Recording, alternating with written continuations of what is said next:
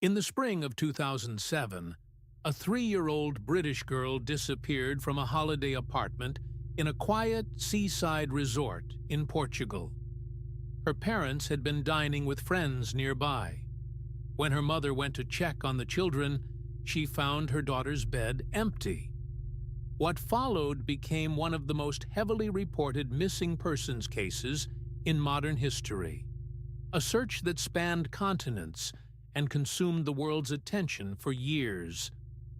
And to this day, the fate of Madeleine McCann has never been established. This is her story. The McCann family, from England, had traveled to the Algarve region of southern Portugal for a holiday. They were staying at a resort in the village of Praia da Luz, a popular destination for British tourists. Madeleine was 3 years old, nearly 4. She had 2 younger siblings, twins. On the evening of the 3rd of May 2007, the parents went to dinner at a restaurant within the resort complex, a short distance from their ground-floor apartment. The children were left sleeping in the apartment. The parents and their friends took turns, through the evening, returning to check on their children at intervals. During one of those checks, later in the evening, Madeleine's mother entered the apartment and discovered that Madeleine was not in her bed. The window of the children's room was open. Madeleine was gone. The alarm was raised immediately. A frantic search of the resort and the surrounding area began that very night. But there was no sign of the little girl. She had simply vanished from her bed in the space of the evening, while her parents were a short walk away. The investigation that followed was troubled from the very beginning, and that early period would haunt the case ever after.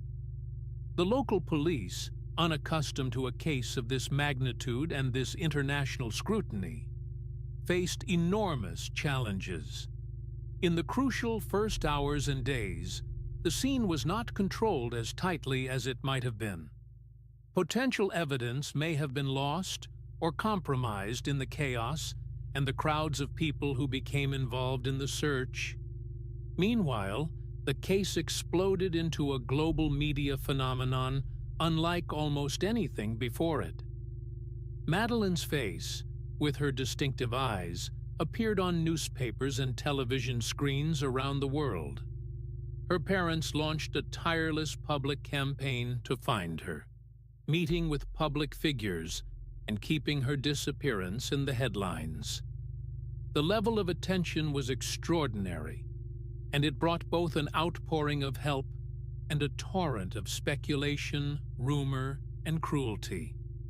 Over the years, the investigation pursued an enormous number of leads across many countries.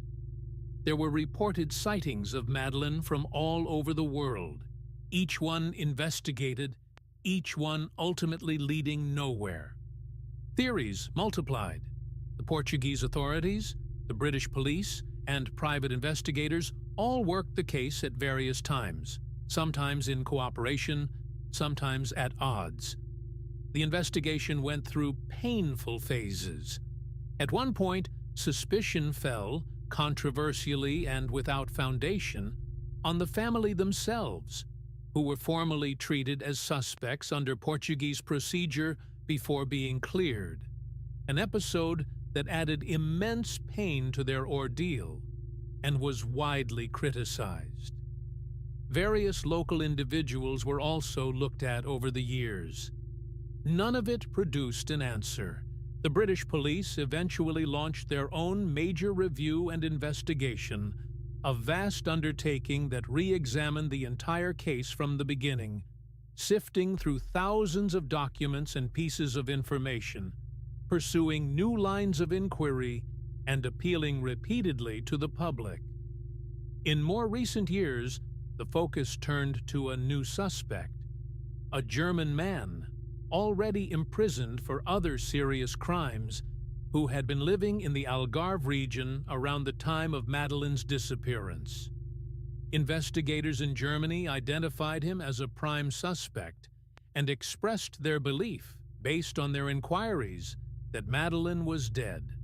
But establishing the full truth and bringing any charge specifically for her disappearance has remained elusive.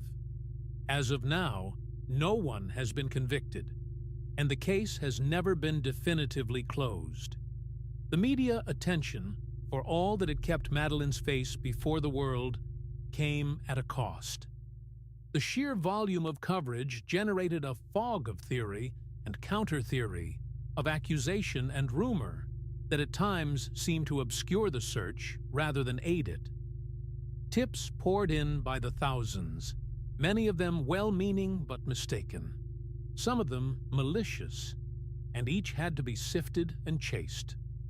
The family themselves became the subject of relentless and often cruel public speculation. Their every word and gesture analyzed, a second ordeal layered on top of the loss of their child. There was also the painful matter of the forensic evidence. Specialist search efforts, including the use of trained dogs, produced findings that were interpreted in conflicting ways by different experts, and that were never able to deliver a clear, agreed conclusion. As with so much in this case, what seemed at first like it might be a breakthrough dissolved, on closer examination, into ambiguity. The science could neither confirm the worst nor rule it out, and the years simply kept passing. A 3-year-old, had she lived and grown, would have become a teenager, then a young adult, her appearance changing year by year, age progression images released to show how she might look. The little girl frozen in those first photographs grew, in the world's imagination, into someone no one could quite picture, and still no answer came. What sets the McCann case apart from so many disappearances is not the strangeness of the circumstances, which were in some ways tragically ordinary, but the sheer scale of the response. Few missing children in history have been searched for so widely, publicized so heavily, or discussed so endlessly.